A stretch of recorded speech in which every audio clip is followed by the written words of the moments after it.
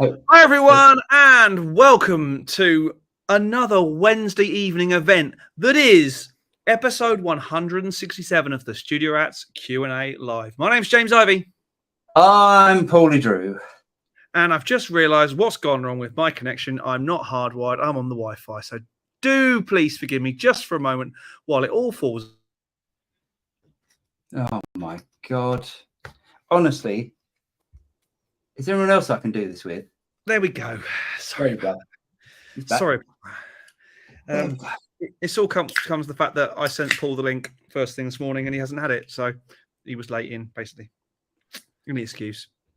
Absolutely. We hope you are all very well out there in internet land and stuff. It is traditional for me to ask at this point, Mr. Drew, what have you been up to this week? So the builders are finally finished in the kitchen. Yes. Today. Supposed to be finished last Friday. Anyway, it's good. So worktop being installed on Monday, and then I'm not even going to talk about a kitchen again. So that's all done. Yeah, never. I tell you what, never again. Never again. Never doing it again. I've got that job to come. So there's that. So there's a product that I reviewed that comes out tomorrow that I can't talk about. There's a video coming out tomorrow with a new product that I think is absolutely brilliant. Ooh, we like brilliant. Yeah, and it's really, really good. But it's one of those products that some people are going to see what it is, and they're going to go, I'm not going to bother watching that, because the product is known as the sort of product that it is not the most exciting product, but this thing is absolutely brilliant. That's all I can say. And I'm sorry to be prick tease and all that. Sorry to be a prick. So there's that. This turned up today. Yesterday? I think it was yesterday, yes. I haven't bought it, don't worry. Hello. Oh. It'd be mighty pretty. And it's, can you see where that is?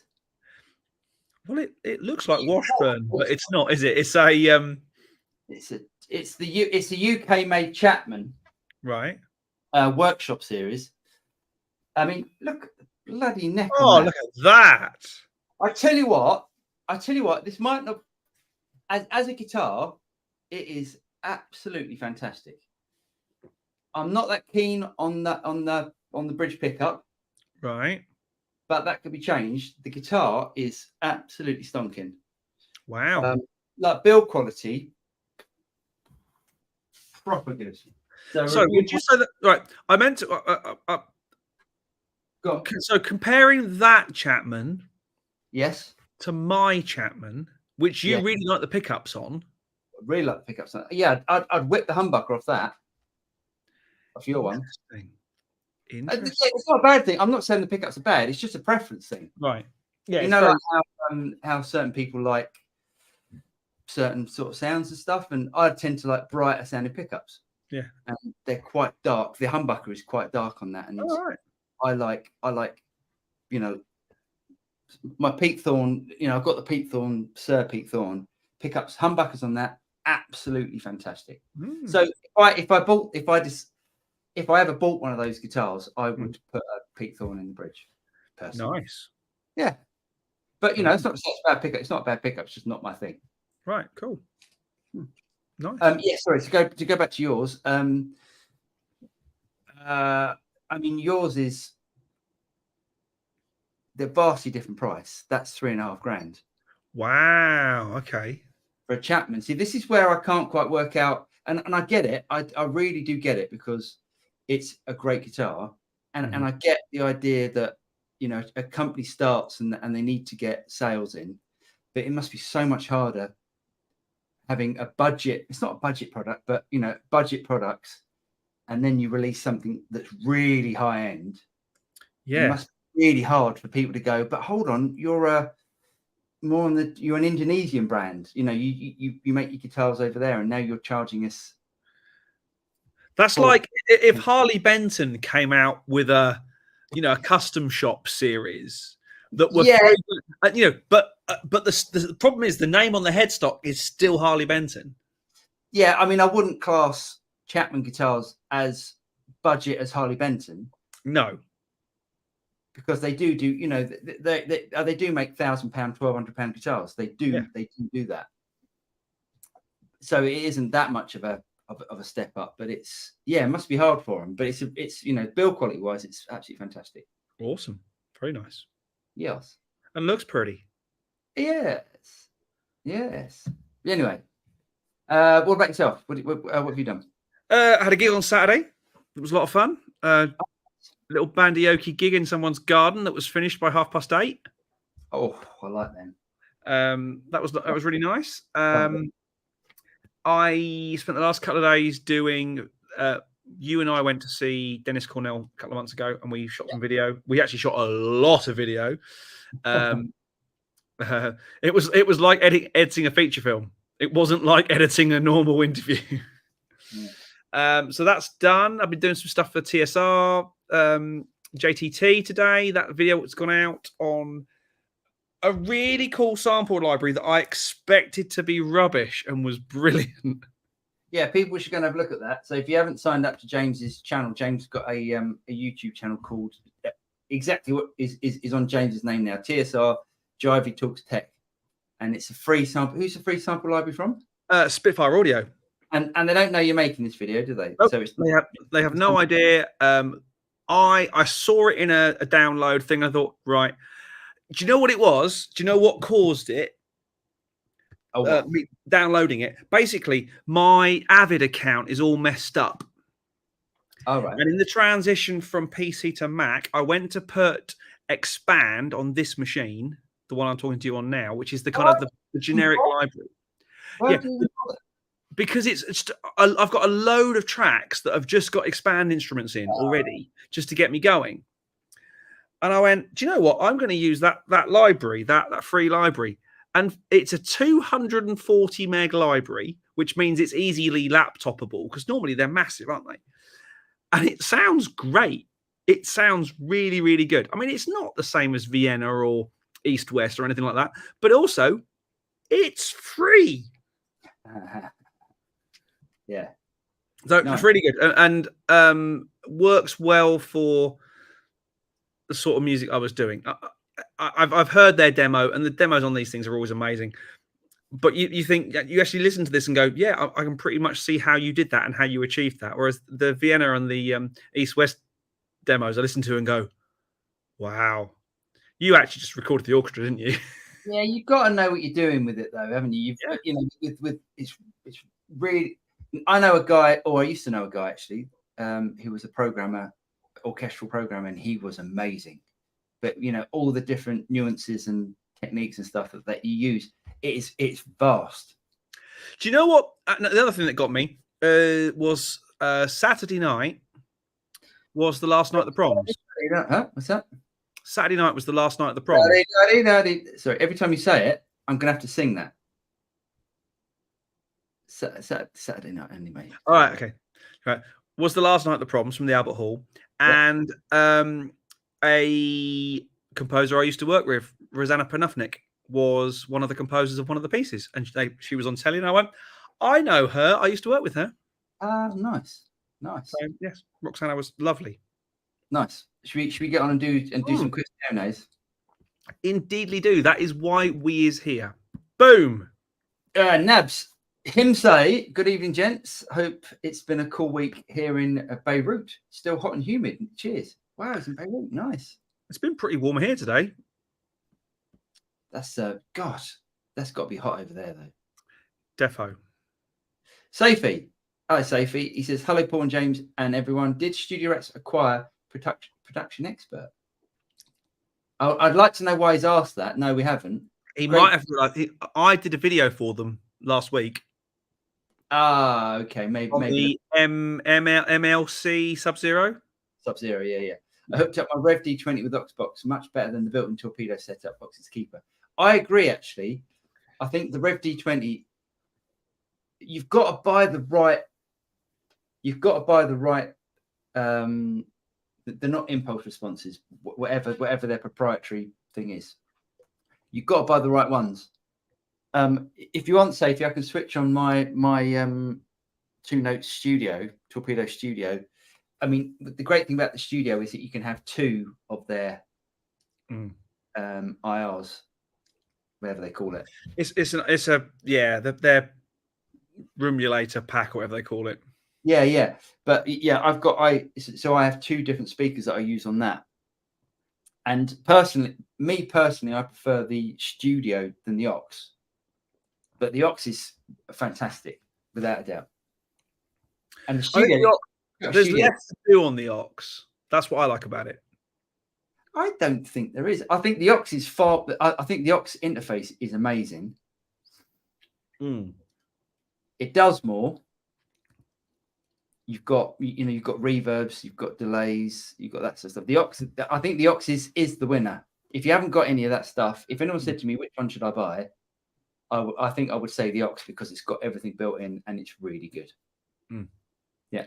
The only thing I wish was an option was to be able to send the effects down the speaker path. Without a doubt. See, and that's why I've got the Boss Tube Amp Expander, which is the only thing that can do that. I wish you could, but you can't. No. But hey, moving on. Mississippi Blues, evening Mississippi. Daniel says, good evening, rats, from a warm and sunny. It's always warm and sunny over there. Actually, I think Daniel said once it was raining. There was one time, it was a Tuesday. Yeah. At this point. Kim lad. Thanks, sir. He said, and thanks for the great content. Cheers, mate. That's very kind. That's something I did this week. I did my studio tour. You did? You did. I enjoyed it very much. Mr. Rich, he says, hi guys, happy Wednesday, and to you, Jonathan Rich. Oh, by the way, go and check out Jonathan's. Go back a sec. Go and check out Jonathan's book. It's on Amazon. If you've got a Kindle, you should get a Kindle. Kindles are brilliant. Do you read? Can you read? Don't bother, mate. It isn't for you. There's no pictures. If it's the cat sat on the mat, I'm fine. Oh yeah, you'll be fine with that. Yes, go and check out Jonathan's book, everyone. It's on Amazon, Kindle books, whatever. So you can download that onto your iPad, your phone. If you've got Kindle, stick it on your Kindle. Nice. There we go. Jeff says, good morning from sunny Brisbane. It's dark now, but not for much longer. 5 a.m. here. I hope everyone's happy and healthy. Nice.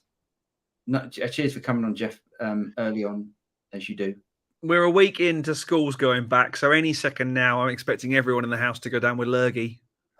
Yeah, so true. They're dirty things, kids, aren't they? Oh, filthy. Pet, mate, he says, good evening, Buttes. It's Wednesday. It sure is.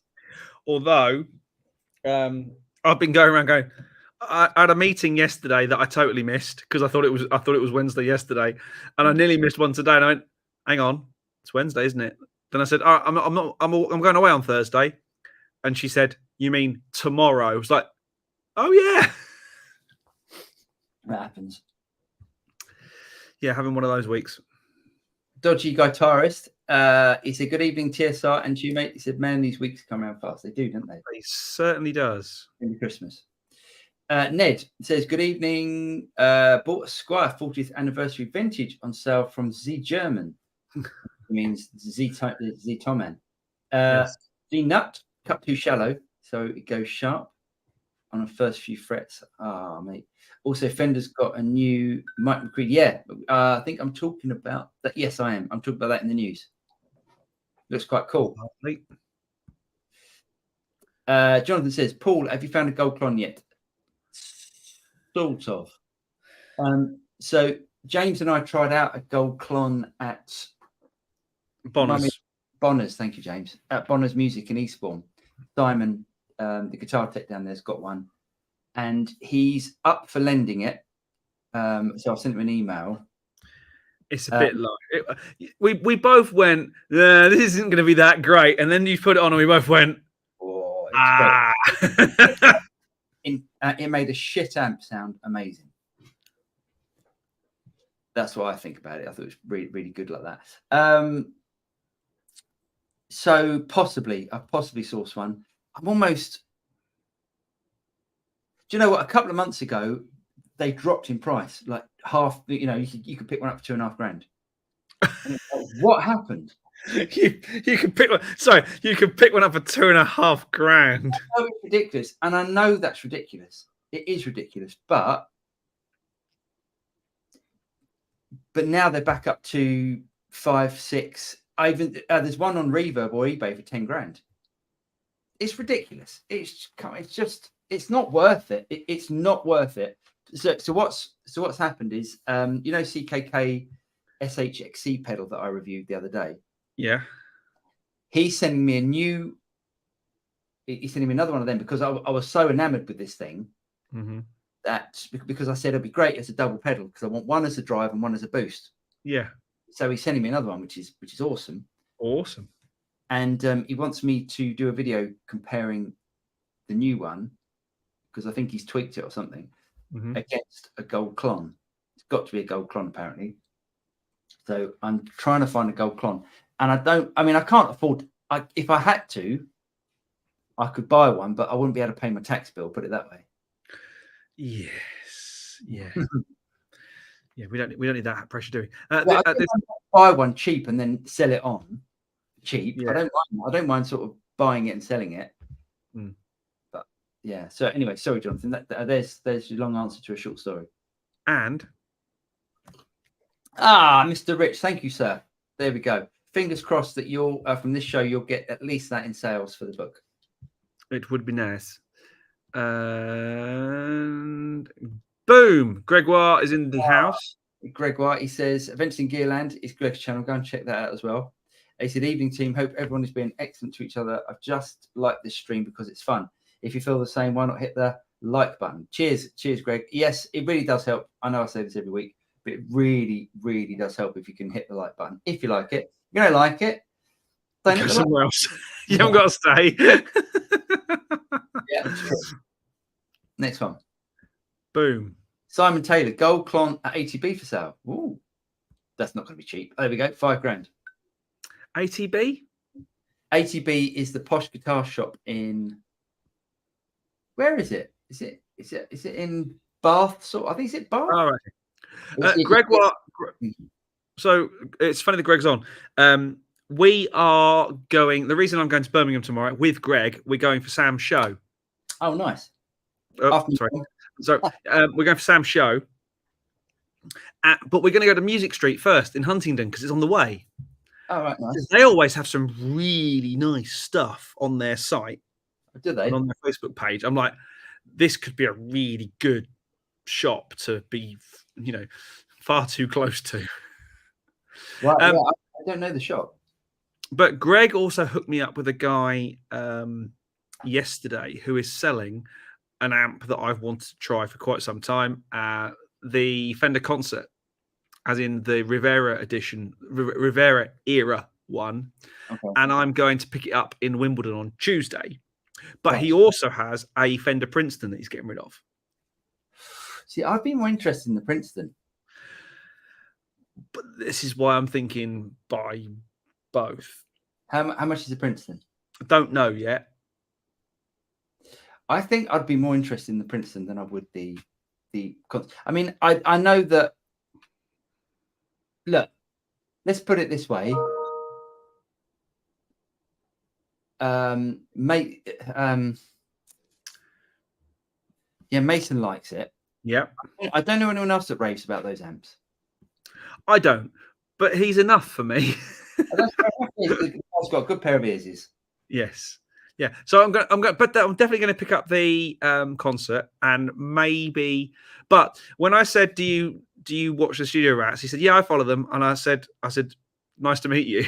He was like, "It's really funny." Good. Well, that'll bump the price up then. Because... It's all true. Anyway, where were we? There we go. John, afternoon, Rats, he says. Glenn Michael Thompson, he says, hi guys, cheers from Montreal. Montreal, isn't that where Oh, thing is, Celine Dion. no, Logic, Eli Kranzbergers. Oh, yes, I think you might be right. Yes, Is it yes, Eli. There You we must go. know Eli. He's probably the most prolific online music trainer in history. Maybe I've never seen. I mean, I know Eli because from NAMM and stuff, and all that, but I've never seen one of Eli's videos, to be honest. All right, nice. Yeah, prolific. He knows what he's doing. Oh yes, him know him beans. Yes, he knows things. Yeah, nice. Jeff says, my Boss ES8 arrived yesterday. Nice, mate. It should be a source of joy. I'm using a Boss solderless cable kit. That's not an hour per cable despite the simple instructions. You soon get the hang of it. Right, here's your tip. Because I've had loads of those solderless cable kits, and I haven't had a lot of problems with them, and they stay pretty much true. Don't cut them. If you cut them at any sort of angle, if there's a slight angle on the cable, you can forget it. You've got to cut the end of the cable dead straight. That's all I can say. And ever since I cut the cable dead straight, I've never had a problem. Cool. Good knowledge there. Good knowledge. Mendel says, evening, Mendel. Chris Williams said, evening, chaps, evening, Chris. Kim lads.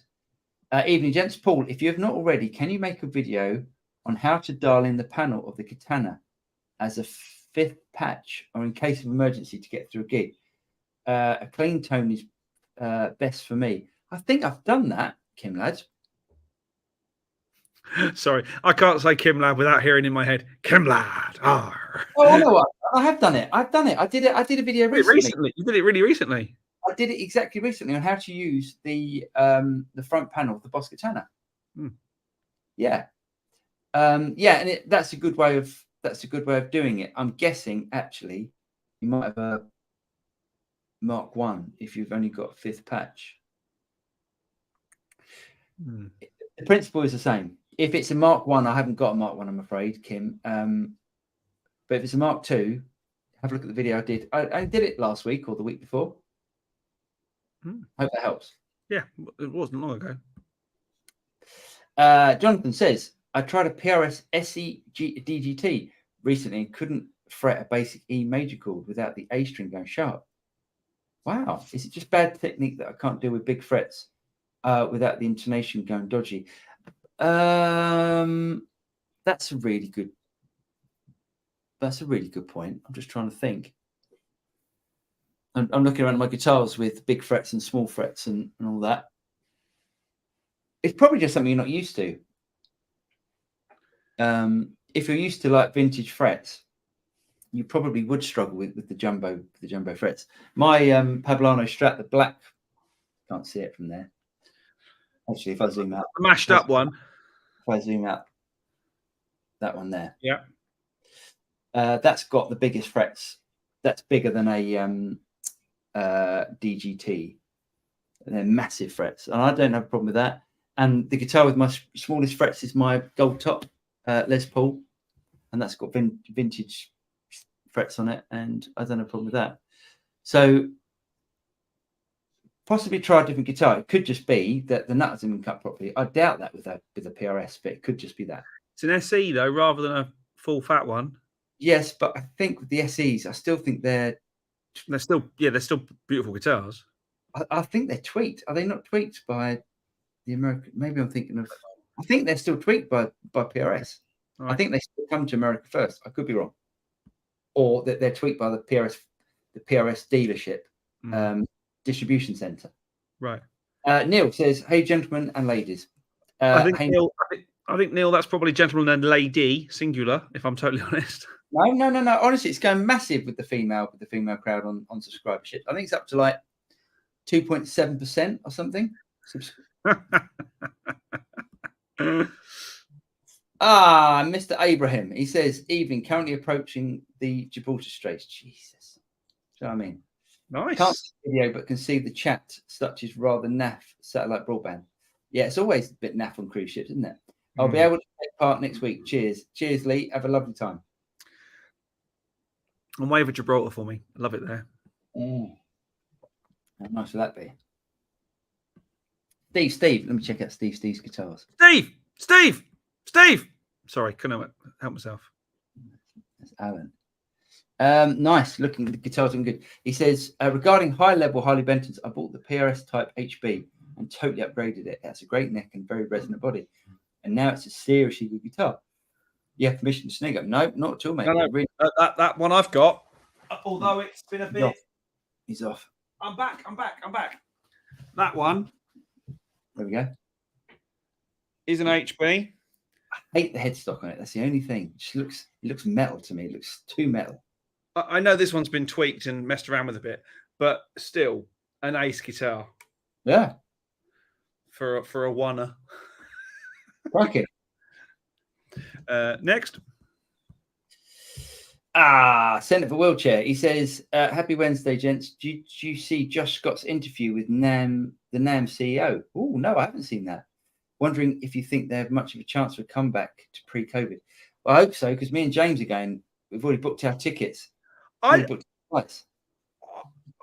the thing that will determine NAMM's growth again is whether the big companies come back. I think NAMM will always exist because NAMM as a show, us Europeans need to get some sunshine in the winter. And then there's a certain amount of truth to that. I think the show will always exist. See, this would be my the next NAMM would be my first NAMM since COVID. And I'm not expecting much, to be honest. I don't think it's going to last. Really? I can't say it because I know so many brands that just aren't bothering. Fender didn't bother. Gibson didn't bother. The big guitar brands, they didn't bother. Boss didn't go. I don't even think PRS went. That tells you something. I think it will come back. I hope it will come back. I enjoy it. I enjoy our weeks. Jolly. Sorry, really hard work of. You just fall asleep all the time. You just go to a restaurant and have a little kip. God, I did that year. My God, I was tired. I've never been so tired. I actually managed to sleep when I went in April. It was beautiful. Oh, nice. Yes. Anyway, moving on. Neil says QQQ. What's QQQ? Question. I don't know. Possibly. An aux box before my Fender DeVille 4x10, or an ISO box with a new green label. Looking for the blues tone. I'm really confused on all of that. Because an aux goes between the amplifier output and the speaker input. Well, yeah, it comes after the Fender DeVille. Yeah. Or an ISO box with a new green label. Oh, maybe a greenback. An ISO box with a greenback. Looking for the blues tone. Honestly, you can't beat. To me, you can't beat a load box. Yeah, and the aux is brilliant. It is absolutely brilliant. Yeah, it's revolutionary. If you've got an amp like a DeVille, you can't turn that up at home. You get an aux box, you can turn it up. Even if you've got an ISO box, you'd still be going, shit, that's loud. Yeah. ISO boxes, they don't make things silent at all. They're definitely not silent. You can still hear it. And it, reduces the level drastically, but an aux box makes it silent. And then gives it like a studio polish. Just makes it sound like it's been recorded in the studio. It makes it sound like you're someone who knows how to mic up a cab, mic'd up a cab. Yes. It's a brilliant piece of kit. Centre Wheelchair says, by the way, it looks like you have a gorgeous backyard. Studio tour was super cool. Thanks, mate. Yes, I enjoyed doing it, actually. I wasn't going to do it. And then I thought, oh, sod it, I'll just do it. And then, yes, thank you. At this point. Mr. Moxie, thanks, mate. He says, when you play a complex part or chord on the guitar, do you have a specific mode of execution to speed up muscle memory and ingrain the part quickly? No, just to be honest, it's really funny. I think about playing, if I'm if I want to play fast, I've got to practice every single day playing fast. I was watching a Mike Mangini video today, as in the drummer for Dream Theater. And obviously he was a tutor at Berkeley, probably one of the best drumming technicians on earth right now. And he said, muscle memory doesn't kick in until you've done the thing 4,800 times. That makes sense. Yeah, that makes sense. And I went, that's why you sit there for hours and hours doing a thing. And then when you've done it 4,800 times, your muscles just know how to do it. Now, it could be drums, it could be guitar, it could be anything. Yeah. Those boys have put the hours in. Yeah.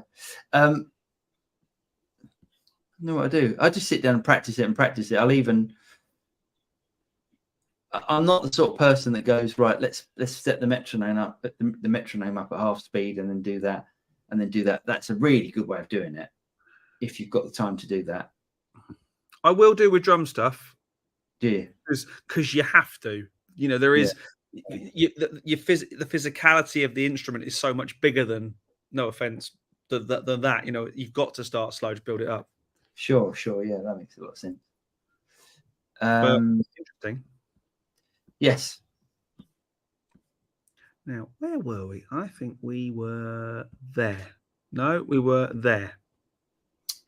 Steve Cassidy says, evening, gents. Hope all is well. Enjoyed the Vit Studio build. Thanks, mate. Thank you very much. Safety says, I use Oxbox line out separately for line level time-based effects for wet, dry, wet. SPDIF is mono dry. And the lines out are kill, dry, wets. Oh. Okay. Valenti and Empress work great with line levels as well. Interesting. So you can put a mono.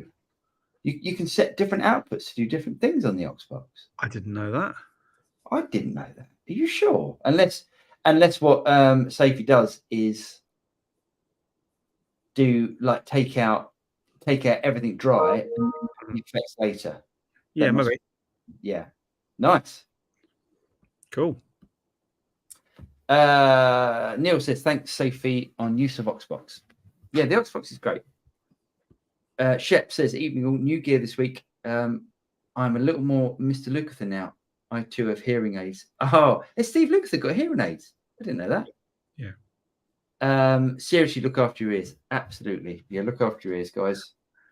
The guitar player I was working with on Saturday, even for an outdoor sort of bandioki gig, he said, you want monitors in ears? I went, yeah. He went, why? I said, because I like my hearing. But even for this little gig, I said, yeah, I've got a little mixer. I'll just run my own. He went, okay. It was funny. Yeah, I was like, no. I like my ears, thanks. Yeah, no, it's so bad. Ned says, have you guys been making some new music? Anything we should be look out for? I have started a new song. Someone asked this last week, actually. I haven't moved on with it because I've been so busy. But hopefully in the next couple of weeks. Cool. Well, next couple of weeks, we'll move on to the next stage of it. Nice. Well, a little way off. DJ Play Nice. Thumbs up. All right. Caesar's Revenge. Still think you should try out the Interstellar Octonaut. In the videos between it and other Klon clones, it sounds very clear and hi-fi in a similar way to the Klon. Nice one. Yeah, the only I'm trying not to. Yeah, I think. Yeah, I'm doing this video because I'm doing a video for CKK, and it's got to be a clone. I've got so many clones. The only problem with anyone called the Interstellar Octonaut, I'd expect it to go, let's do this. That's a kids' TV joke for you, and probably not one that everyone will get, but hey. NYC Geology says, hello from Boston. Hold on a second. NYC and Boston. It's confusing me. It's got to be Boston Geology. Thoughts on the Marshall DSL-20 combo for a guy who plays mostly at home and occasionally punk covers with friends? Nice one. Should I splurge on a Freeman Runt instead? You see, you're in Boston. Without a doubt, I would go for Freeman. Yeah. without a doubt, I would. I mean, even in the UK, the thing is, the price between the DSL-20 and the Friedman in the UK. You know, like how you Americans, you moan at the price of Marshalls in America. Well, we moan at the price of Friedmans. So I would much, if anyone said to me, you know, you've got 2 amps, you can have any Marshall amp you want or any Friedman amp you want, I'd be going, I wouldn't even have to think, be a Friedman. I tell you what, that new red Friedman looks nice. The Lee one. Yeah. And it's not that expensive either. No, because it's built on the same. It's built on the same thing as the Runt and the the small Jerry Cantrell one, and the Pink Taco. It's built on the frame, and I mean, I'll always get corrected on this. One of them is hand wired and one isn't, and I can't remember which one. But I would, again, whichever one it is, I would definitely go for Friedman over Marshall. All day long. All day long. Evan Ward. Hello, Rats. Hello, Evan. John says, gold clone for sale at Emerald City Guitars, $4,750. Oh, that's a bit more reasonable. When I say reasonable, it's extortionate, but it's not as, you know, what does that work out in the UK? Mind you, you've got to pay import tax. It's still going to be over £5,000. Yeah. And it's also at the end of the Yellow Brick Road, so you know. Caesar's Revenge. Have either of you spent much time with a 24-inch scale guitar? I'm a little smaller than average, and the Duo Sonic I got just feels like cheating. Brilliant. No, go for it. No, I can't even think I've even tried one of the shorter scales, like the Duo Sonic. I must have done something. The only thing I've tried with an alternate scale is one of those short scale basses. You know, the Justin Melville Johnson, That's great. That's a really good one. I wouldn't worry about cheating. I often do that if I think, oh, there's a guitar here that's my main guitar, and I find it really, really easy to play. If I play this too much and someone gives me another guitar, I'm not going to be able to play it. I think don't worry about it. Just if that's a guitar that suits you and you're gelling with, just go for it. Yeah, I don't think it's cheating. Just, you know. Yeah, have a lovely time with that. Johnny Love, just got a note. If some people out there don't know, intermittent noises when turning amp pots or switches often only require a quick electronic spray from the inside, and the amp can play like new. Yeah. Make sure the power's off first. Yeah, absolutely. What's it called? Switch cleaner. Yeah, just. Yeah. I mean, I wouldn't even go on the inside. I'd go on the outside and just put it in the pot. See if you but still, make sure the amp's off first. I wouldn't actually spray it in the inside. I would definitely spray it from the outside. But I'm no expert. I only mention this because I bought 2 amps in the past with the sellers both thinking their amp might have quite a big problem. And a quick spray of the pot switches instantly sorts them. Nice one. Johnny Love, and disclaimer, be aware of all the safety issues working on it. Absolutely. Oh, yes. I don't like opening anything like that up. Kim says, okay, I'll look for it. Thanks. Could be a 9th patch as well. There we go. And boom. Mr. Cook. Thank you, sir. He said, Brian May plays a particularly famous guitar with a 24-inch scale. Oh, look at that. I didn't know that was short scale. I didn't know that either. There we go. We're really not very well informed, are we? I don't know anything, to be honest. Mahaba says, what do you guys think about Radiohead? What is your favourite Radiohead song? No surprises, and I'll tell you why.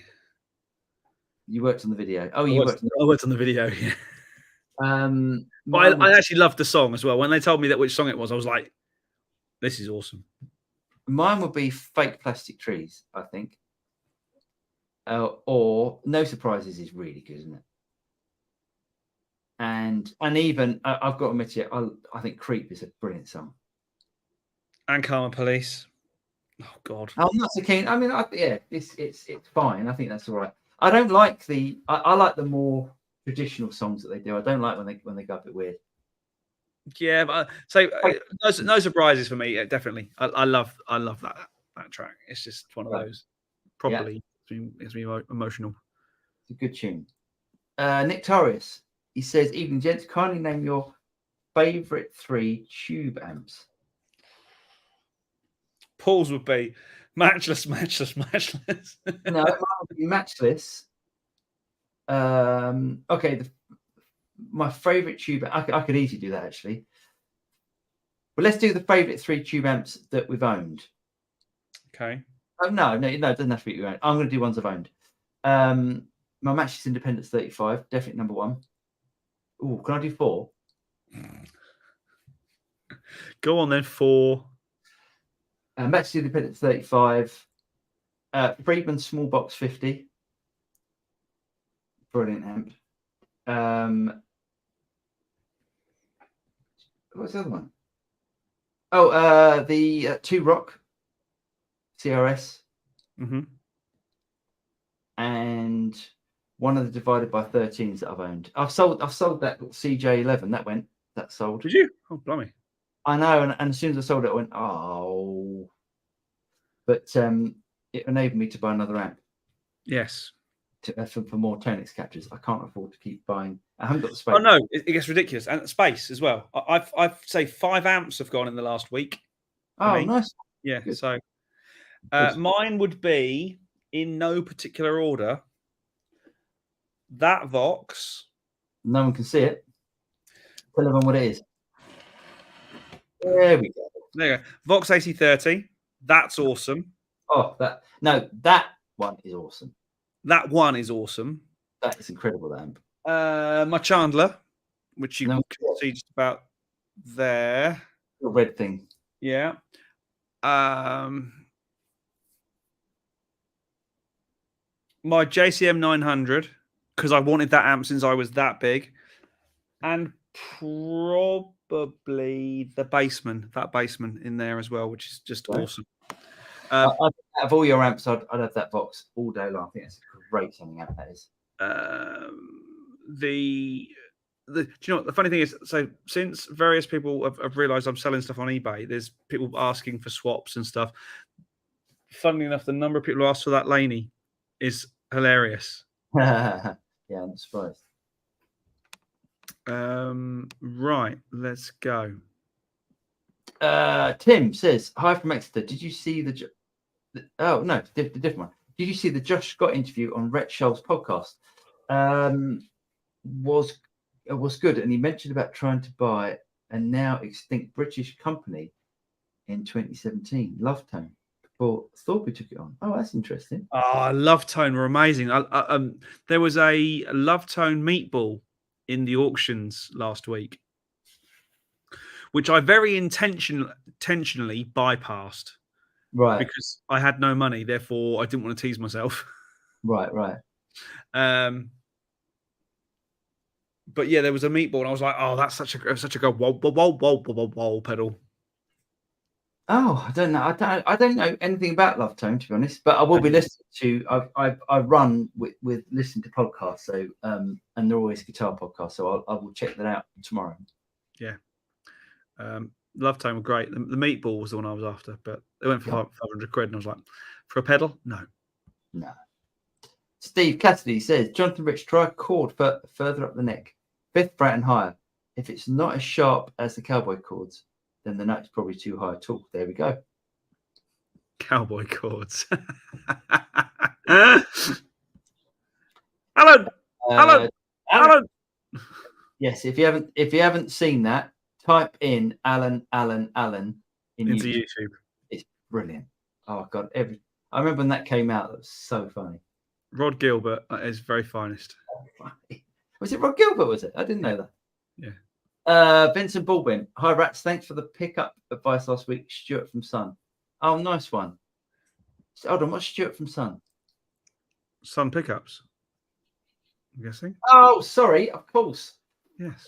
Right. Sorry, I was getting confused between Vincent and. Sorry, I thought he signed off Stuart from Sun. Yes, from Sun Bear pickups. Yes. Yeah, absolutely brilliant. Oh, I hope he sorted you out. Well, he would sort. He's a lovely guy, and his pickups are awesome. Neil Conway, thank you, gentlemen. Answered. Nice one. All right. Vincent Baldwin says, hi, Rats. Thanks for the pup advice last week. The pickup advice. Stuart from Sun Bear. Oh, we just had this one, didn't we? Stuart from Sun Bear offered to put together your set, but needed 44 days to wind them. A take a long time to wind those bad boys. Wow. No, he's obviously really busy. I went with Monty's 62 set instead. Cheers. Well, I'm sure they'll be great. Absolutely great. Chris Williams, top tip time. If you buy a Boss RC5, turn your amp down before hitting the rhythm button. Absolutely. That is a good tip. That's a very good tip. Yeah, I'm not sure a guitar amp can often take the amount of bottom end from a kick drum. No. Neil says, worked in cognitive science lab at Salk. Research shows that after practicing an action numerous times, hearing it while visualizing produces the same benefits. That's interesting. The more attention on detail, that's really interesting. The only thing is, hearing it while visualizing, if it's something that's fast, I mean, I know that Pet wasn't asking about fast, he was asking for more complicated stuff. But if it's something that's fast, can you visualize playing fast? That's really, I'm going to try that though. I've been visualizing the fact that I could play Cliffs of Dover for many years, and guess what? I still can't play it. That is really, I've even attempted that. That is not hard. I've been trying to learn that tune since I was about 14. Yeah, it's his technique though. It's his technique. He's got this flawless. He's really not been trying that hard. So. Yeah, dedication. Jonathan said, Steve Cassidy guitar, good shout. I'll try that out. Could just be that medium jumbos on my limit. Could be. I like biggest frets. Give me them big and fat. Neil Conway, studio rats. Come from the knowledge, stay for the jokes. Nice one. Cheers, Neil. Jack Lelane, Jr. That's interesting. So is that because Jack's dad was called Jack and Jack's granddad was called Jack? I'm guessing. We don't really have that in the UK, do we? We don't have. No, really. We don't really name father and son the same name. It's quite rare. Very rare. Have you tried the TC Electronic Ampworks and the UA versions? I haven't. I've tried. Lee Abraham bought the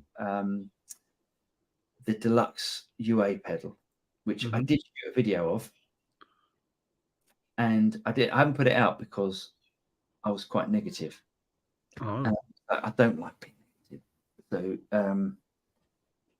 I haven't put it out yet. I'm not saying I won't put it out, but I might sort of try and edit it so I'm not quite as negative.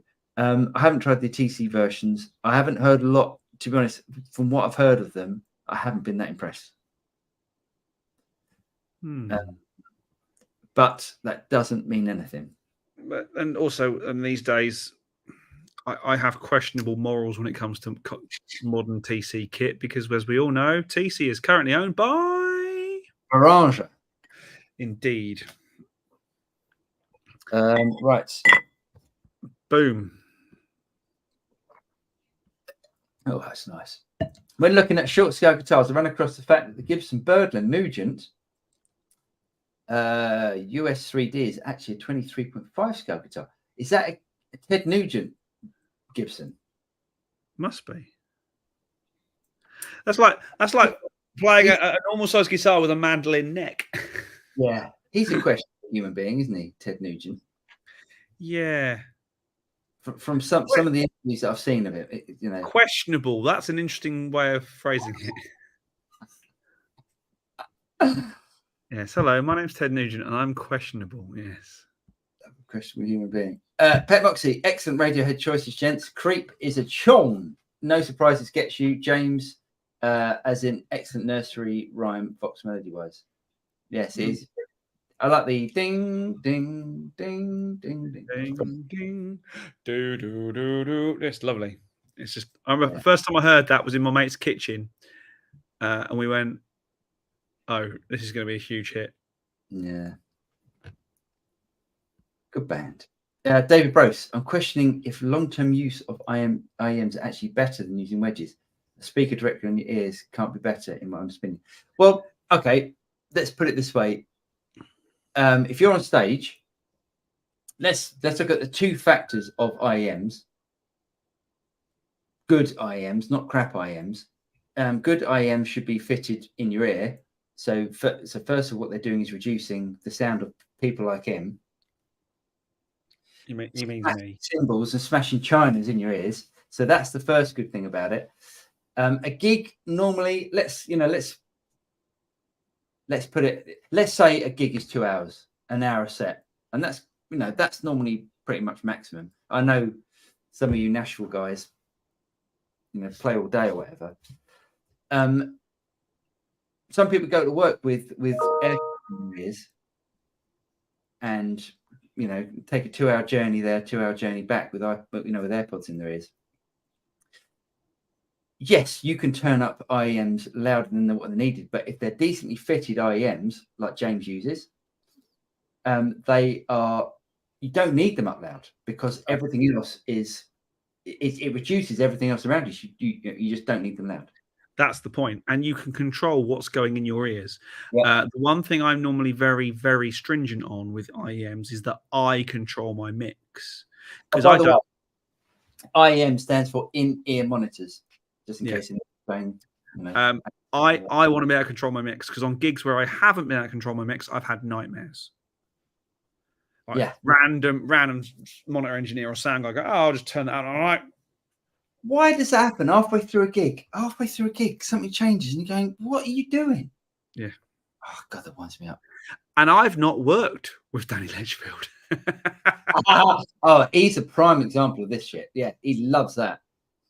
He just, honestly, like, what is the deal with singers and fiddling throughout the gig? Stop fiddling. They love a good fiddle. Steve's Revenge. He says, I don't recall you guys mentioning Bogner amps.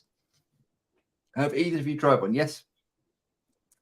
I recently got the 18-watt Atma, and it's fantastic. Absolutely. Nice. Tons of tonal optional, and it's only like 13 inches wide. Yeah. I was almost thinking of getting an Ecstasy the other day. Oh, really? But yeah, I sold the divided by 13. And I went, there's an Ecstasy for sale. Mm-hmm. It's more expensive. And it's just, the only thing is, it's too big. It's 100 watts. I don't want a 100-watt amp. Do you know what? I nearly said Bogner Ecstasy as one of my amps, along with a Soldano SLO 100. 2 amps I would love to have in that rack. See this, but this is what you do. You buy lots of medium price gear. I tend to buy small amounts of very high price gear. Yeah. Apart from the drum kit, which is obviously that's different. Yeah, that's your thing. That's your thing. So that's what you should do, is sell a bunch of amps and go and get yourself an Ecstasy, or go and get yourself an SLO. Mind you can't afford an SLO.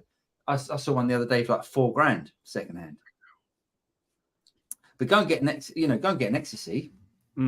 Personally, I'd way prefer an Ecstasy over an SLO. I'm so tempted. You could do that. You can do that. Go and get yourself, instead of buying those Fender amps. Yeah, but the thing is, and you know why I'm getting the Fender amps, don't you?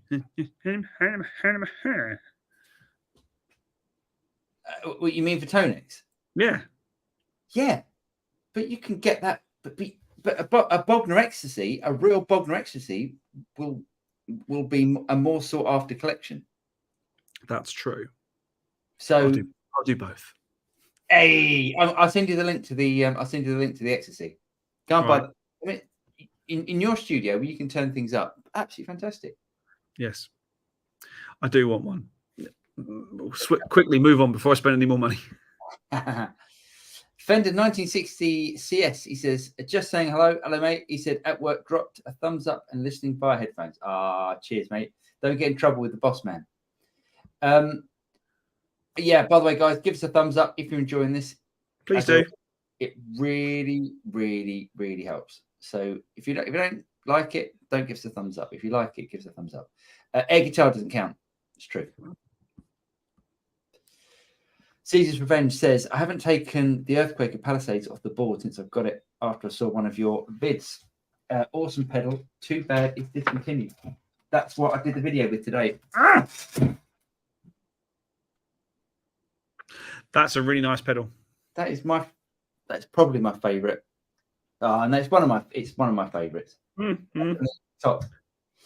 In the top 3 or 4 overdrive pedals that I've got. Right, I've got a question for you. Yes. Bit off topic. I am no fan of 8-legged freaks. Right.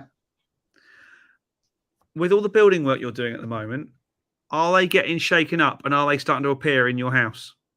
No. I know it's the time of year for spiders to be up and about and moving around and stuff. Every night I'm sat watching the telly and one wanders across the living room rug and I'm like, Jen! No, I would suggest you've got a hole somewhere. I've definitely had. There's not. There's a huge one in the kitchen ceiling. Oh yeah, you have got one there, haven't you? Yeah. No, I used to get them loads in an old house. I don't get them much here. We used to get false widows in our last house because it was empty for a while. We had loads of false widows. But no, I don't really get them here. Don't know why. Nice. We get ticks because we're in the New Forest. Ticks are a bit more rampant. Yes. Jeff says, I'm thinking of getting a Boss MD 500 modulation pedal. Have you tried one? I haven't. I like the fact that you can engage 2 different effects simultaneously. Yeah, no, brilliant. The Boss 500 series stuff's really good. I'd like that as well. Delay somewhere Mm-hmm. in my pedal drawer out in the garage. Nice. Shep says, neuroplasty. Do something that's totally different, that's difficult before practicing what you are learning. It's supposed to work wonders. So do something that's totally different. That's interesting. Yeah. So you stretch your brain, you start things going, and then you go back to practicing. Oh, that's brilliant. Oh, that's really good. I like that. I have heard that as well. Oh, interesting. Because your brain... Neuroplasticity. Sorry, what did I say? Neuroplasty, I think I said. I think you were talking about plastic surgery. Neuroplasticity is a... my brother was going about it the other day, actually, because he's a behavioural something. Yeah, he's a smart person. And he said when he was doing his doctorate, he would do something before, like he'd play squash before starting, and then he'd do something else midway through to play cards or something, and then just to keep his brain doing different things. Oh, interesting. And he could work for longer because his brain wasn't doing the same thing for like 6 hours. It would be doing an hour of something, an hour of something else, 45 minutes something else. Nice. Did another super chat just come through? Yep, and hence the phrase, a change is as good as a rest. Ah, interesting. Okay. Mr. Conway, thank you, sir. Thank you very much. He said, thanks for awesome discussion and comments. I appreciate your opinions and insights. Thank you, mate. That's very kind. Steve Cassidy, reworking on tricky parts. Justin Guitar has got a great video on neuroplasticity. Tried it out recently. It really works. Soz, I can't see the looks. I can't see this. It looks like spam comment. It's not. No, it's not. We see it. Don't worry.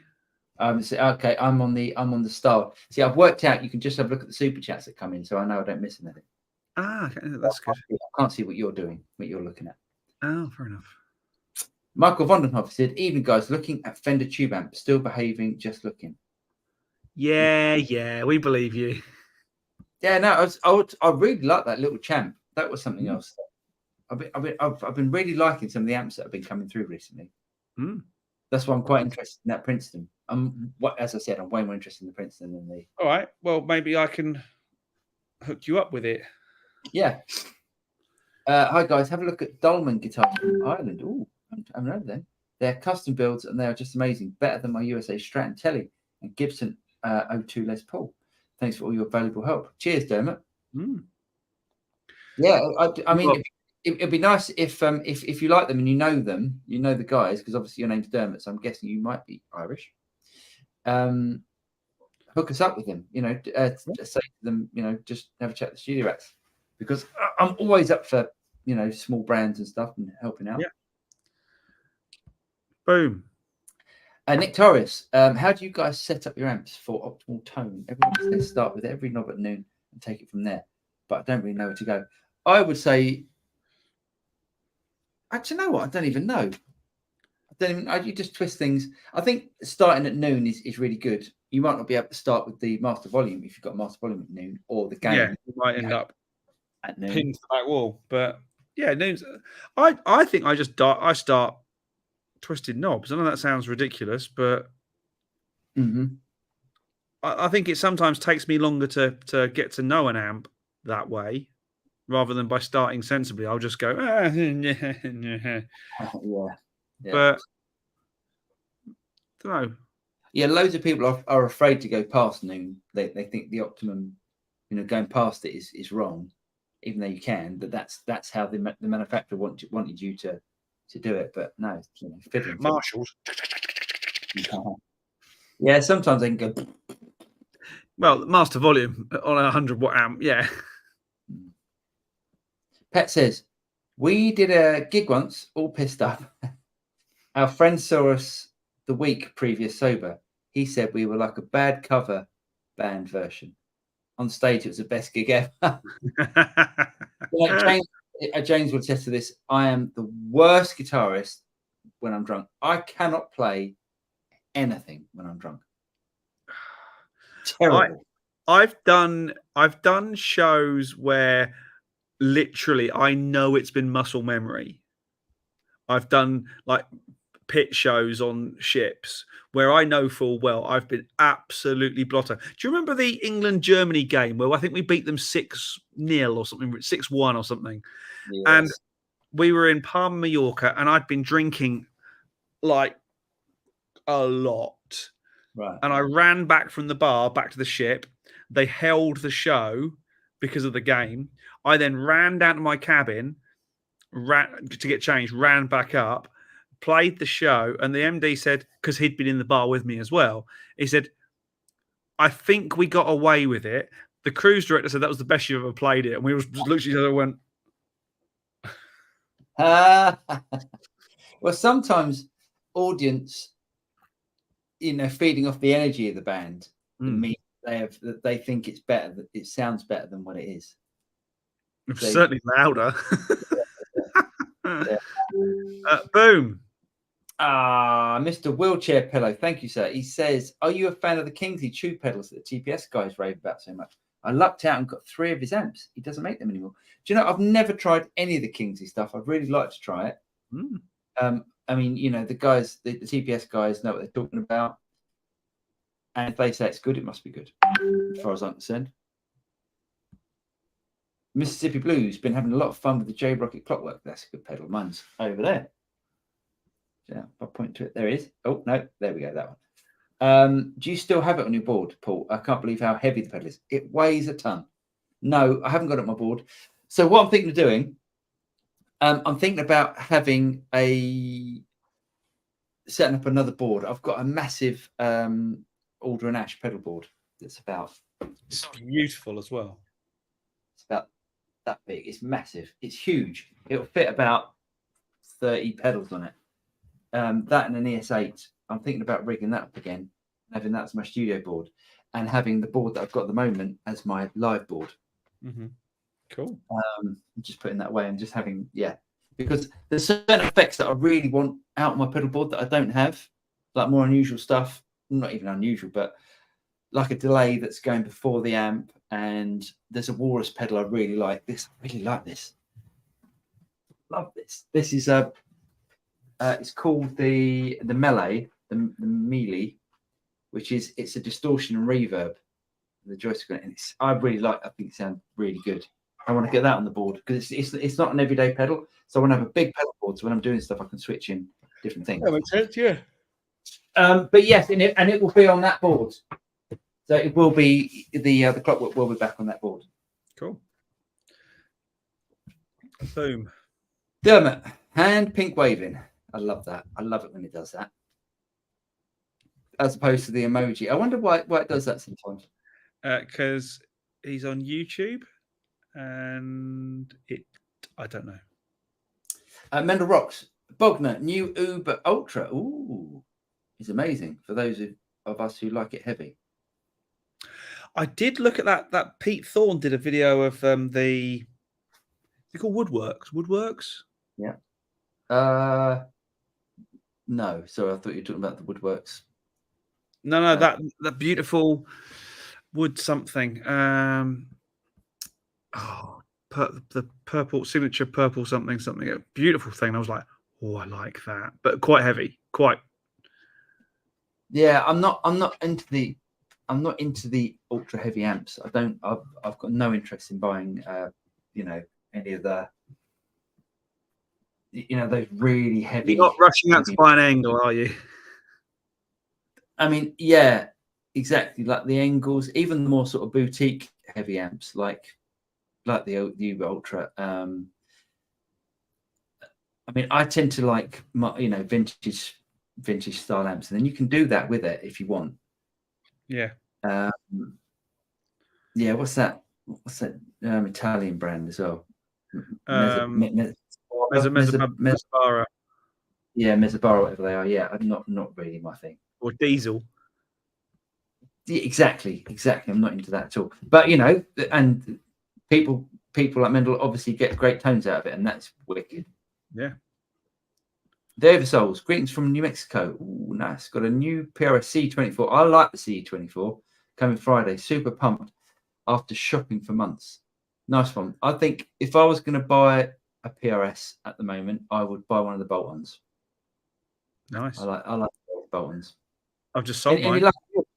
Have you sold it now? Yes, it'll go on Sunday. It's not finished yet, but it'll definitely sell because they've put a bid in. It's met the price, so great. It's now just a case of how much will it go over.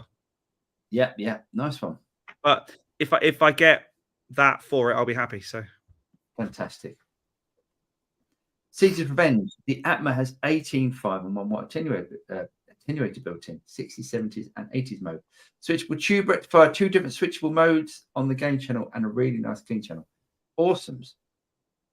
Yeah, I think sort of small wattage amp like that is great. Should we do the news? Let's do the news. There's not a lot going on, so we'll do it. Let me share my screen. Hold on. I should get this organized beforehand, shouldn't I? Here we go. Okay. So the fate of Dean Guitars hangs in the balance as Armadillo faces demands to surrender all equipment and inventory inside the Succession-esque drama determining the future of the US guitar brand. So, yeah, Dean is still going through a lot of crap, unfortunately. I mean, is it a brand? Is it really a brand that is going to stand the test of time?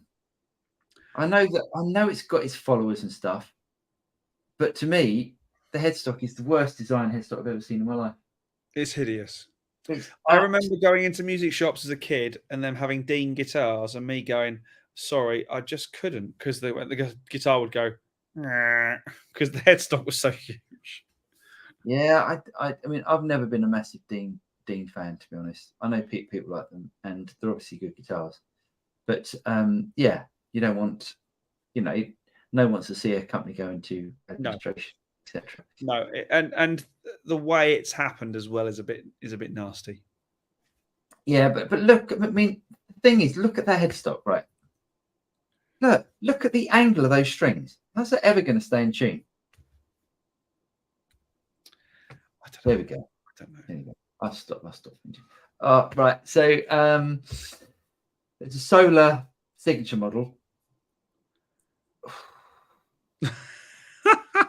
Now, if you were talking about headstocks that only a mother could love. Hey, and I wouldn't mess with Ola because he's massive and scary. So that to me is awesome, but it's not my type of thing. But I can understand the people that would be into that sort of thing would love it. And that is not my bag of spanners. I would probably make it sound like a bag of spanners as well.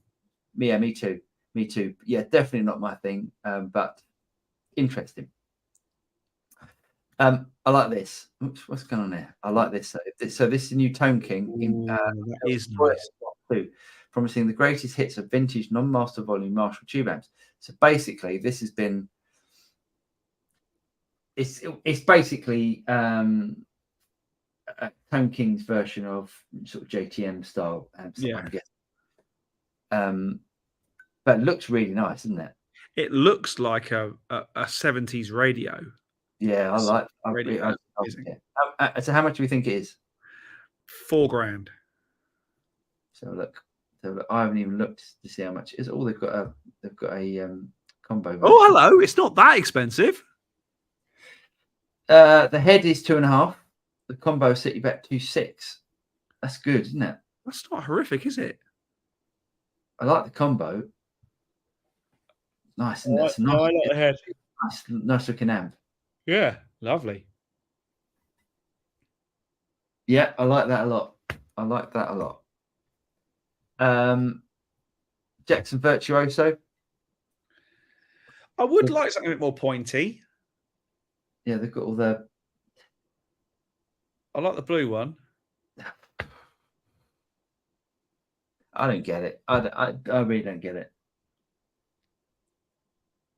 Oh, that's the seafoam green's nice. $2,000. Oh, okay. I'm not sure. I mean, it just looks like the sort of guitars that I used to hang around in the guitar shop that I worked in, and nobody bought them. Oh, the dust gatherers. The dust gatherers, yeah. I've got like the pink one. I mean, I don't know. It's just good. It's not my thing. Doesn't mean it's not good. Yeah, not my thing, but I can see why. Black Star have released a new amp. So who do you think they're copying here? What do you think is their inspiration on this amp? I think it's quite obvious. Ignore the pictures of the heads and stuff like that. Okay. Just the look. Well, that looks like a boogie. Exactly. It looks like a Lone Star or a. It looks like a Lone Star. Exactly. So that's exactly what I thought. So I've heard some videos of it. Yeah. But I'm not overly impressed, to be honest. But yeah, I don't know. It's not. I've played through some Black Stars that I've really liked. They did an artist. Was it called the Artist series? Yeah, I think it was called the Artisan. Artisan, that's the one. And I've tried a couple of those and really liked them. But that was a long time ago. Yeah. And I think my taste buds have developed, possibly. Yeah, possibly. How much? Them's is the head is €900. Combo is 949. Not horrendous. No. I mean, you get the 40 watt for 949, and the 60 watt is 999. Right. So no, they're obviously made in the Far East. Yeah. Guessing. Yeah. So anyway, it's a new amp. And lastly, the new Fender Mike McCready. So this is not a custom shop. It's not a custom shop. This is I'm guessing it's a Mexican built with the price of it. So yeah, it's made in Mexico. But I mean, I know, I'm not going to have the relic we're not going to have the relic discussion. Some people like relic, some people don't. But for a Mexican guitar, that looks great, doesn't it? I mean, it looks like it's quite smashed up, but that looks like an expensive custom shop to me. That looks great. That looks really cool. How much? I think it's about 1,500 quid. No, 1699 euro. So for a Mexican guitar, that's quite a lot. It's a lot of money. It's a lot of money for a Mexican guitar, I think. Yeah. But it might be one you pick up, and it might be a really good one, and it's fantastic. One, mightn't it? That's the thing. Yeah. Could be. I mean, I like the look of that. Yeah, me too. I'm coming back. He's coming back. Right. Let's get into this then. I think. Did I see a? Yes, Rumi. I did. Boom. Thank you, Rumi. Thank you so much. They say, Rats, when recording bands, I noticed that I have to punch in the bass to ensure a solid pitch foundation. How do you feel about Melodyne for this task? I've definitely pitched bass.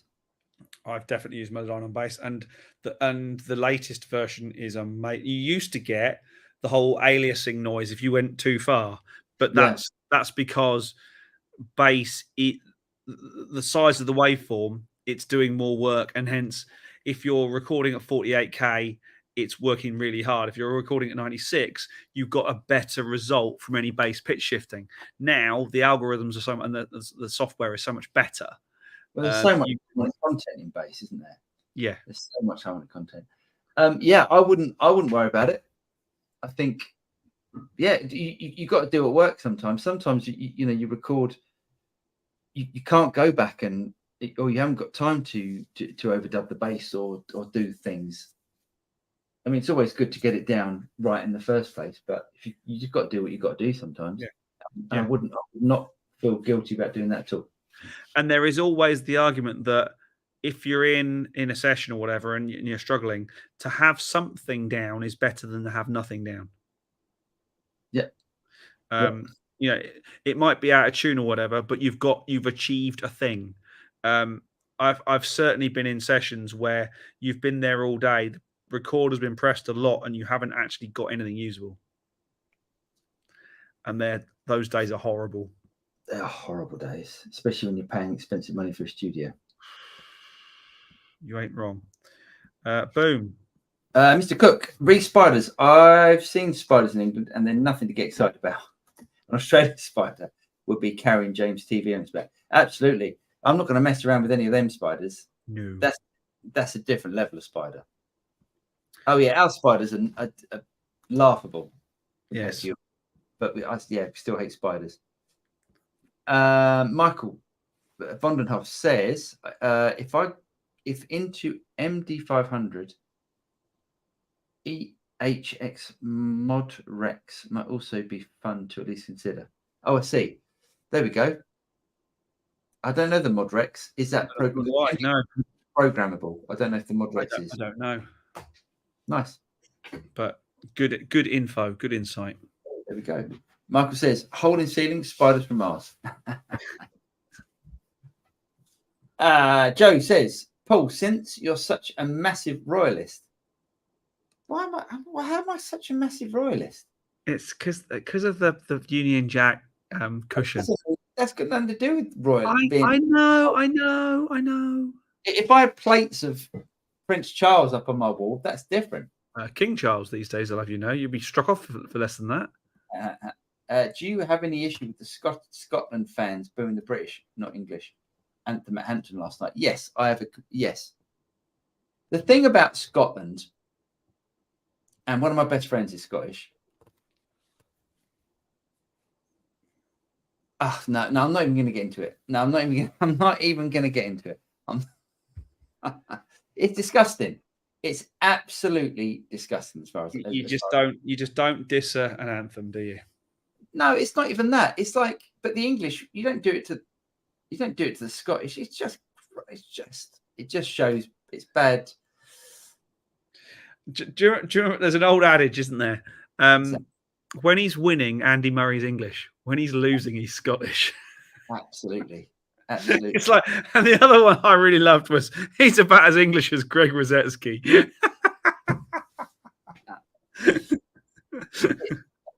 I mean, I've got so many. I've definitely got opinions about, anyway. No, let's not get into it. Let's not get into it because it can upset people, and then I'm not going to do it. Not the time or the place. No. Pet says, have you watched the TPS video of Princeton versus Deluxe Reverb? Great episode. The Princeton comes out on top. Nice. I haven't, but I will be soon.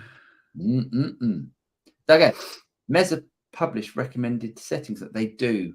It's absolutely pointless. Yes, because these are very much yours or mine. And depending what amp you know what guitar you plug into it. Yeah, and what pedals you got in front of it, and it's everything. Everything affects everything.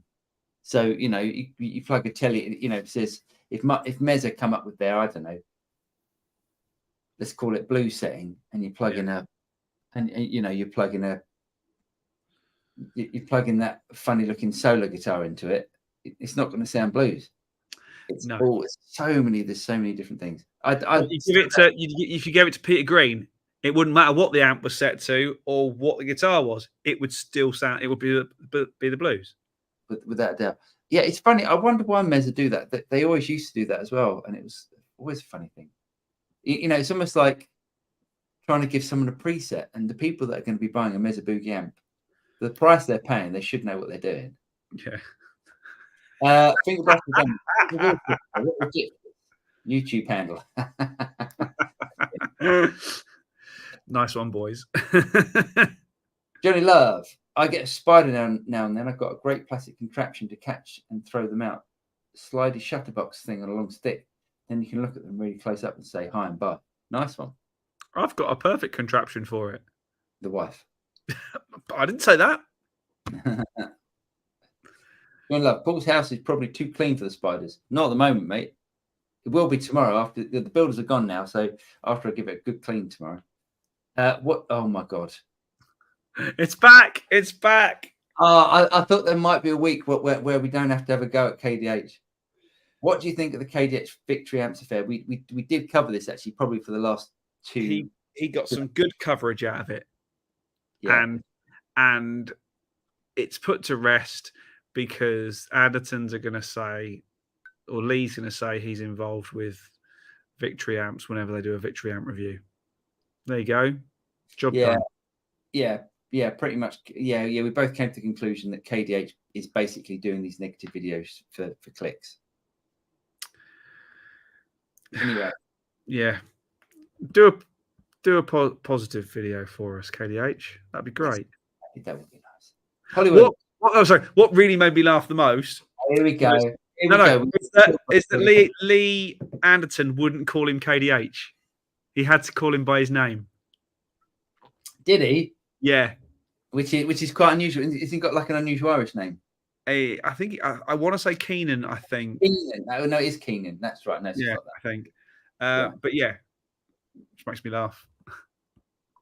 Maybe because Lee didn't want to promote his channel. That's interesting. Yeah, that's quite clever. Hollywood said, "Good evening or evening, Hollywood." Finger blasting says Joe Marshall. Who says Paul is a royalist? This is a guitar show for her first. Yeah, I don't know. I don't know why they think I'm a royalist. It's absolutely ridiculous. Yes. Well, hey. Good on KDH calling it bullshit. See, we had this last week. There's so many people that are on KDH's side, and that's great. Thank you, Jim. I couldn't remember the name. Driftwood. Driftwood amps. Yes. I looked at that and went, "Oh," but it's lots of money. It's a bit too woody though, isn't it? It's a bit too flame maple on an amp. I'm not too sure. I liked it, but that's just me. Yeah.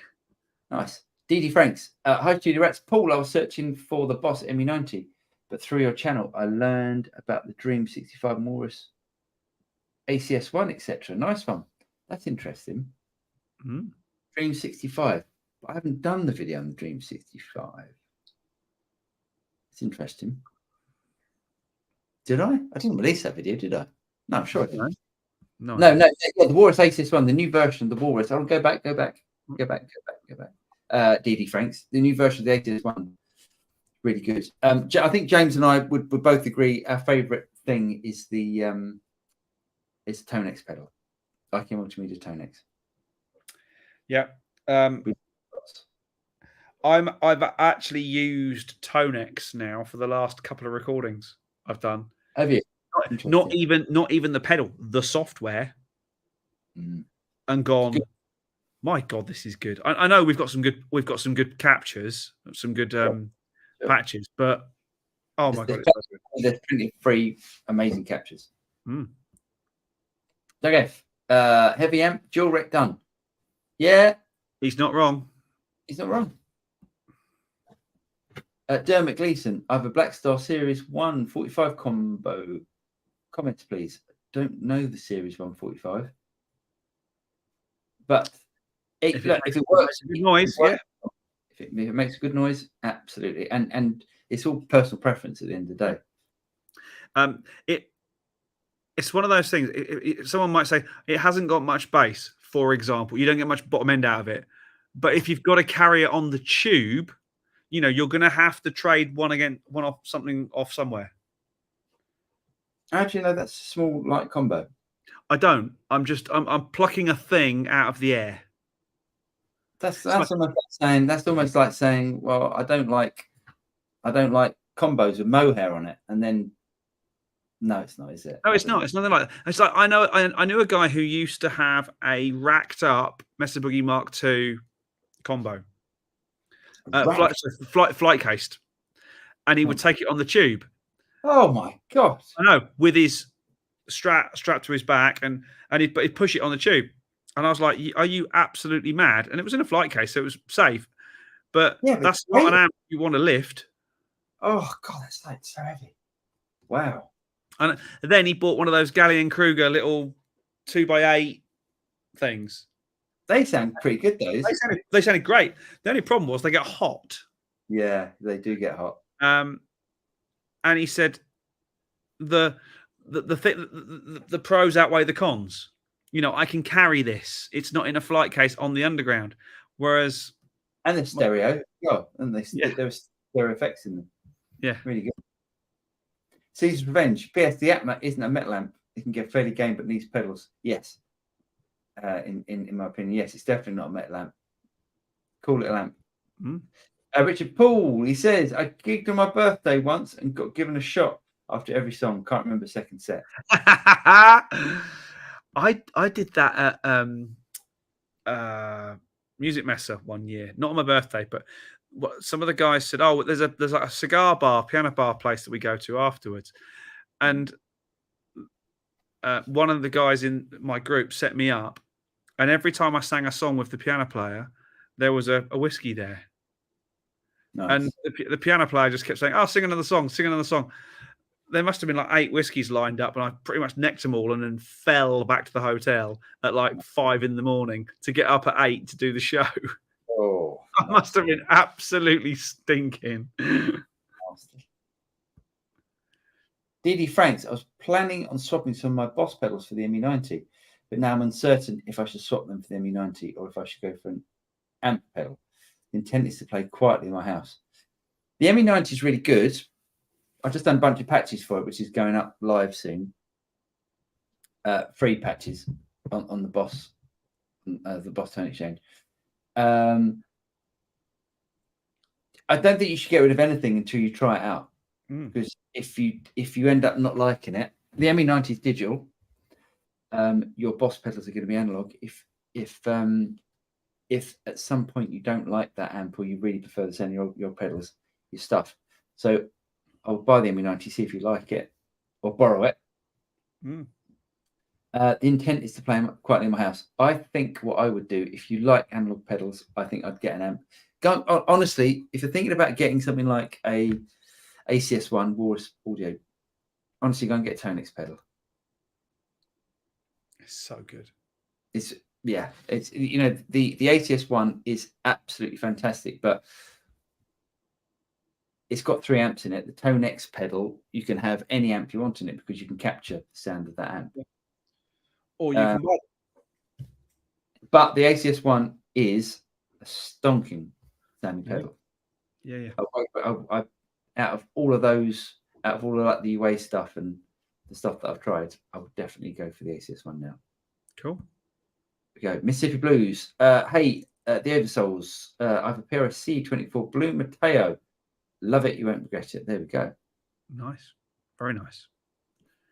David Ashcroft. Evening all. Hope you're all good. The Spider Walk fretboard exercise is a great for warm-ups and perhaps improves muscle memory.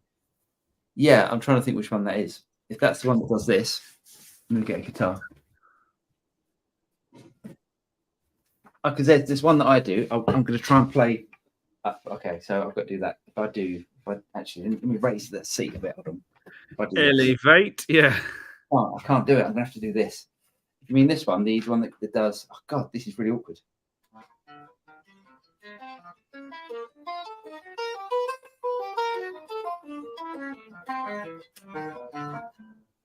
That one, yes, I think that's really good. Everything alternate pitch. So if I do it with the pick, it's really hard to get this in the angle. You can see my picking hand.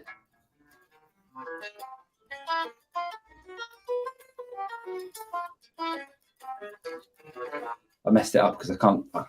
I'm at the wrong angle. You're comfortable. You get the idea. If it's that one, I do think that's really good. Yes, alternate picked and all that sort of stuff. There's a great left-hand exercise on John Petrucci's first kind of like what was it called? Starlicks video, one of those sort of things. And it's all about chord shapes where you basically these two fingers are doing backwards and forwards across. Oh, you don't mean this one, do you? You don't mean this. This is also a really good one actually, which is where you do that, then you top over those two fingers. So that's the one. Yeah. Oh. Yeah, it's really hard. Yeah.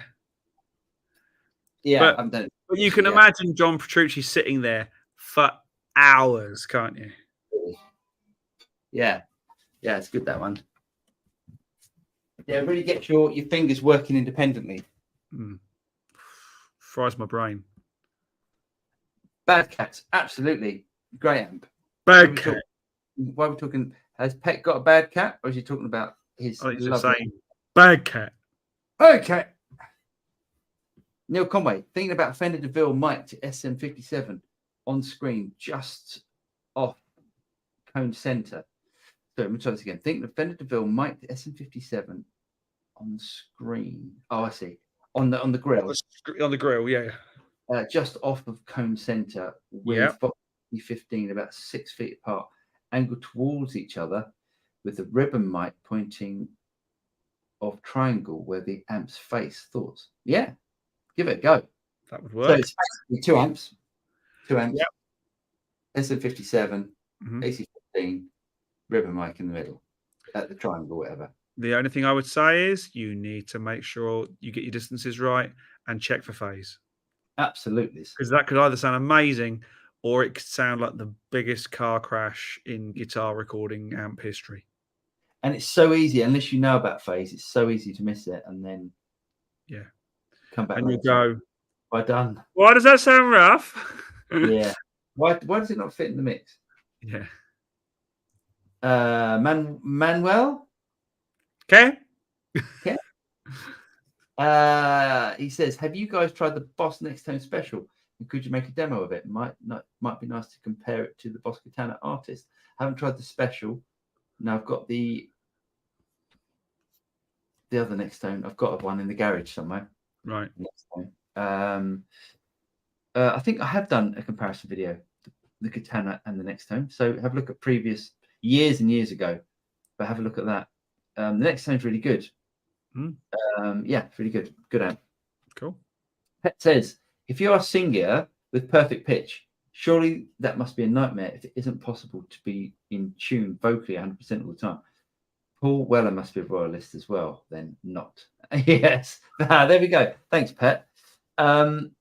Surely that must be a nightmare as it isn't possible to be in tune. Yeah, I think to have absolute perfect pitch must be a nightmare. Because it must be awful to just have to constantly adjust your brain or not be able to listen to things because it's not in tune. I would say I've got quite good relative pitch. I've got relative pitch. I've got perfect relative pitch without a doubt. Yeah, but not perfect pitch. No. And if you want to see perfect pitch taken to a whole nother level, the very, very first videos that Rick Beato put up with his son are incredible. But his son's like a savant, I guess. He's that sort of level. He's very gifted. Yes, very gifted. Yes, absolutely. Finger Blasting says, "Go on, Paul. The thing about Scotland." Finish that thought. No, I just don't understand. We should all get on. We should all get on. I mean, there's enough Scottish people that watch this video. I don't understand the whole independence thing. But it has to be said, 50% of Scottish people don't understand it either. Yeah, it's more than that. I don't know what it is now. I don't know what it is now. Let's not. Yeah, but let's not, because I know it's not our remit to start talking politics. No, it's not. We should all just get on. We live on the same island. Just just get on. Mark Vonhoff, Ben Johnson was Canadian. Why is that whining or winning? Winning. Jamaican when got caught, or vice versa. Oh, I see. Ben Johnson was Canadian winning. Jamaica when got caught. Amazing. Johnny Love's surprised if you went for the English Chapman guitar pool. Just with your Fender Gibson Sir history. If it's good, it's good though.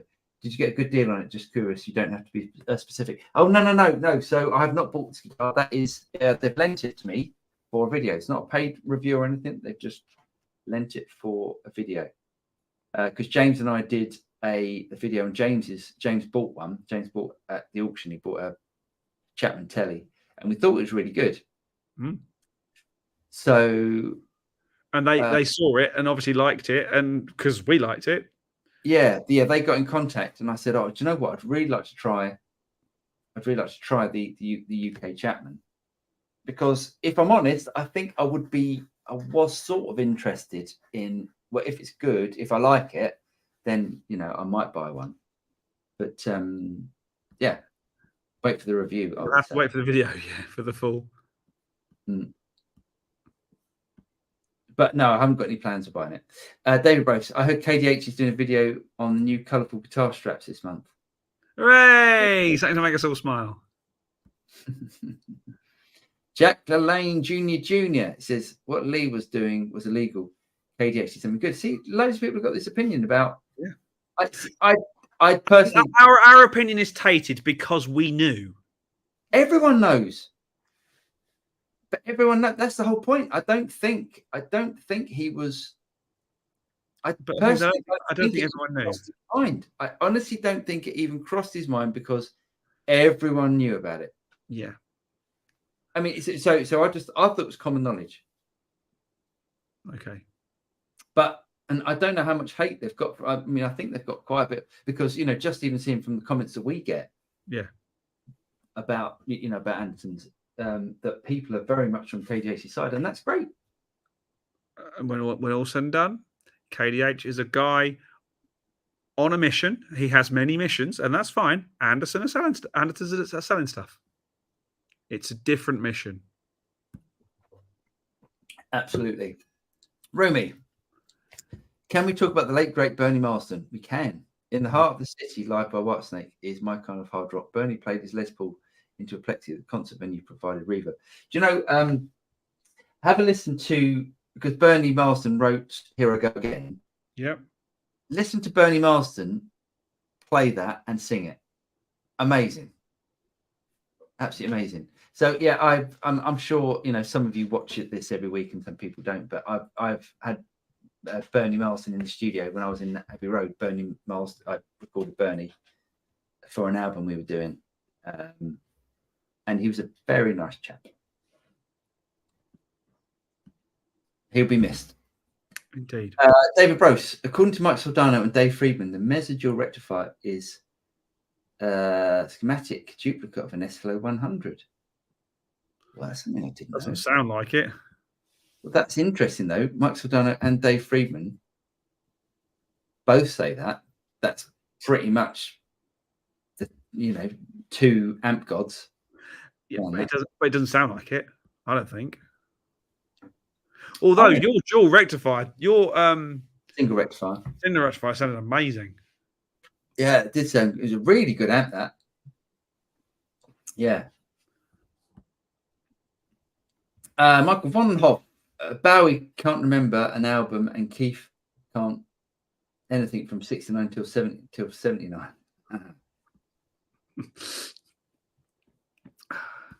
They had fun doing it, though. Doug F. Boss pedals are awesome, original, and still the best. Why pay more? It's true. Boss pedals are great. Yeah, totes. We like variety, though, don't we? Mm-hmm. Hollywood actress. In terms of modelers, multi-effects, I have not seen many session guitarists on Instagram who use the GT1000 compared to others like the Kemper and QC. Any reasons why? No, I don't honestly know. I personally think that the effects inside the GT1000 are brilliant. No, that's not true, actually. Simon McBride. Check out Simon McBride, who is one of the UK's best guitar players. and he now plays for Deep Purple, I think. I think Steve Morse left and he took over. He's a monster guitar player. You're not going to get Steve Morse's seat and not be, are you? No, no, absolutely. And Simon McBride plays GT1000. Cool. David Ashcroft. Dermot says the Series 1.5 combo tube amp 2x12 was one of the first Black Star amps. It won amp of the year going back a few years. The launch of the ISF and volume dropped from 45 watts to 1 watt. Brilliant amp. Nice one. Cool. I had a Black Star amp that I gigged with once and then sold it. And it was the H something. God, it sounds horrible. But it doesn't mean that they all sound horrible. Mike Bonhoff, perfection, no blues, no more. Pet says, what are your thoughts on North Korea? Oops. See, Pet lives in there's Welsh people. Pet's Welsh, and there's Welsh people that think we should be separated from. Hey, there's people. Isla Sheppey probably thinks they should be separated. And and is that us that think? To be fair, there we go. I won't say we played that gig fast, but I've got so many Isla Sheppey funny stories. Mate, I've got some hilarious ones. This woman tried to palm her children off on us. Tried to what? She tried to palm her children off on us. It's bizarre. Funny place. Dee Franks. Now we're going to find out that everyone lives in Isla Sheppey, and we've just insulted everyone.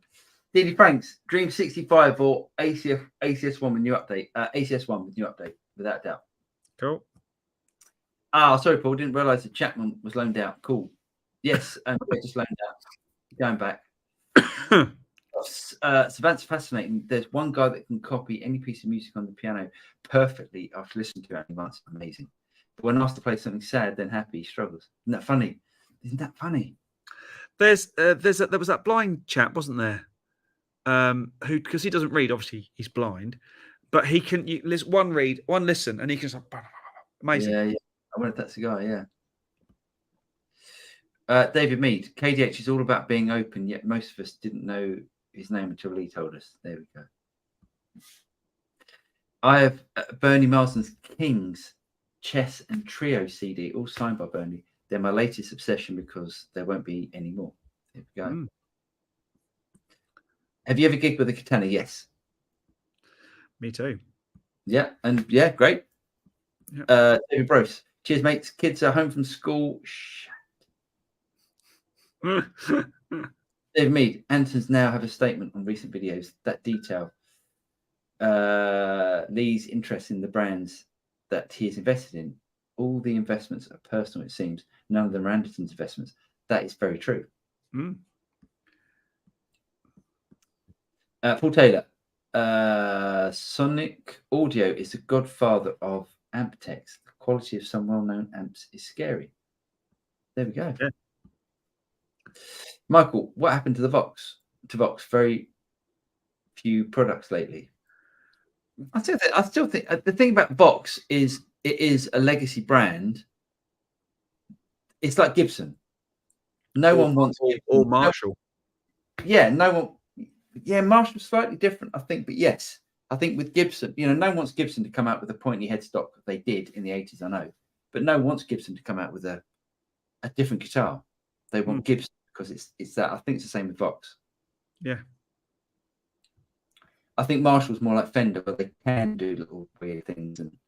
Yeah, but as soon as Marshall started putting their name on cheap headphones and on Bluetooth speakers, you go. I couldn't agree more with you. I appreciate the brand has to survive, and by brand, as a marketing thing, it's genius to get Marshall branded on everything, and it makes sense. And it's probably made gazillions of pounds and gazillions of Swedish crowns because that's why krona, whatever it is. That's why that particular company invested as heavily as they have done. But it's not for me. That's not what. That's not what a great British amp builder like Marshall's about. Shouldn't be. I agree. Mendel Rocks don't even need perfect pitch to walk out of the Libertines concert. Pete didn't tune his guitar. Yeah, I find the Libertines very hard to listen to. Great drummer though. Really? Absolutely, proper funky drummer. Really? Yeah, not the drummer you'd expect to be with the Libertines. Wow. Johnny Love. Yes, James, that's the guy I was thinking about. Good documentary about that blind savant on YouTube, I think. Oh, I'll try that. Pet says, my cousin's neighbour who was knocking off the milkman has moved to the Isle of Sheppey. Couldn't bother to look up the spelling. He's filling his boots. Her boots. How can I describe the Isle of Sheppey? It's a bit like Crystal Meth Anonymous. It's not. No, have you ever seen? It's a funny place. It's weird, isn't it? Because it's separated by a tiny bit of water. Yeah. It's a very strange place. It's a very odd part of the world. And if you ever get a chance, pardon? I haven't been there for years. It might be different now. Well, I've not been there in probably 10 years, and it wasn't different then. So, Rumi, my wife is from South Korea. The North Korean question made her pay attention to the show. Foreign policy rats are expanding the audience. Hey, that's how we get our female rating up. Get controversial. Mm. So it's quite funny because Jen obviously follows us and follows the new channel. And if you don't follow the new channel, I'll give you a link shortly. But she sent me a post earlier and said, your new video or hair Buddha. Now, my wife's a hairdresser and she subscribes to a load of the hair channels and stuff. And there's this guy called Hair Buddha who just watches other people's hair dyeing car crash videos and comments on them. Excellent. And he's got gazillions of followers. So I'm thinking we should start watching other people's guitar videos and start commenting on them. No, because we're then because the ones that would do the best would be us being insulting, or being negative about things I don't want to do. Yeah, I know, but it was funny. It just made me fun. You're watching someone watch a video. It's a bit like it's the hairdressing equivalent of Gogglebox. Yeah. So watch my video instead. It counts for something. If Infinighost. Oh no, good picture. New to the channel and really digging it. Thanks, mate. Thoughts on orange amps? Don't see any reviews on the channel yet. No, it's funny. We haven't. Do we? Maybe we'll try and see them at NAMM. Yeah, I wonder what that is. Yeah, I'd like to. Yeah, I think. Yeah, no, yes, I would like to, and I would like to have more of a. I'd like to have more experiences with orange amps. The orange amps that I've tried, I've liked. Yeah. A Pet says, Mendel, that debut Libertines is a great album, though. There we go. Christopher Butler, he says, at the Studio Rats, hey guys, love your channel. Thank you, mate. Never have caught a live stream before. Have you tried Mojo Tone Quiet Coils since the Kinman Magnus Opus set? Been lusting after Kinman's for years. I would. What can we say about? I would not worry so much about quiet pickups. Let's put it that way. I think the Kinman sounded great, and I had them in my strap for a while, and I thought they sounded really good. And I switched back to, or I tried a set of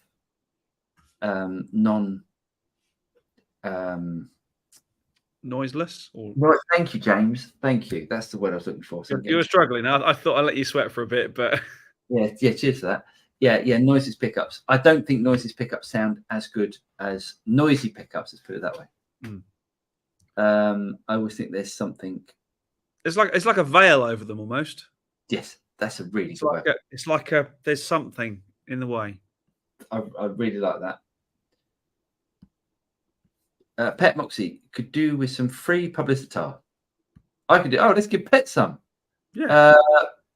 Yeah, go and check out Pet's channel. There he is.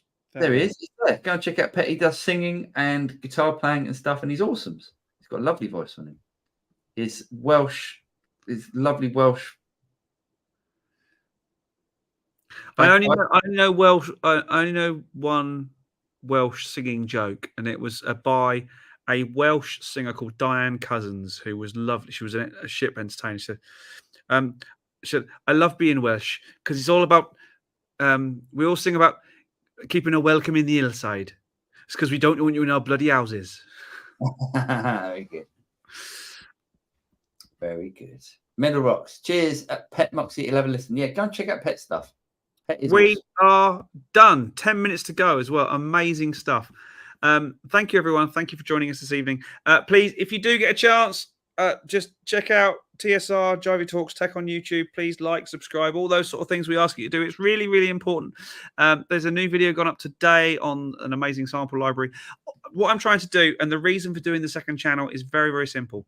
YouTube and Google don't mix metaphors nicely. So if I start doing tech stuff on the normal Studio Rats channel, it completely messes with the algorithm and how it sees us and stuff like that. So we thought, let's start another channel. Who knows? Paul might even appear on it from time to time. No, he'll keep stick to guitars and things. Sorry, I don't understand. I'm sorry too. So please check out the new channel. There's more stuff coming all the time and all that. Hope you enjoyed this evening. I always enjoy our Wednesday night dust up. It's always a good laugh. So we'll see you next Wednesday for much more of the same. But for now, it's good night from me. And good night from me. And we'll see you next week. Take care, everyone. Have a good one. Cheers, guys.